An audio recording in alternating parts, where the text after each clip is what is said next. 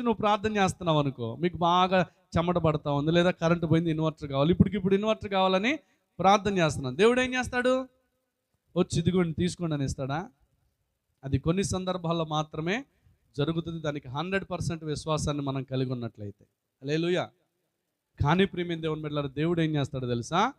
దానిని సంపాదించుకొనగలిగిన జ్ఞానాన్ని, ఆలోచనని, కష్టపడేటువంటి గుణాన్ని దేవుడు మనకు నేర్పిస్తాడు. దేవునికి స్తోత్రం కలుగును గాక. 2 చేతులెత్తి బిగ్గరగా దేవునికి స్తోత్రం చెప్దాం. ఏం చెప్తాడండి? నువ్వు ఒక పని చేయాలనుకుంటున్నావు, దేవుడు ఏం చేస్తాడంటే చక్కని ఆలోచన చెప్తాడు. కొన్నిసార్లు ఎవరితో ఎప్పుడు ఎక్కడ ఎలా మాట్లాడాలో కూడా మనం నేర్చుకోవాలి. కొన్నిసార్లు మనకు అది తెలియదు.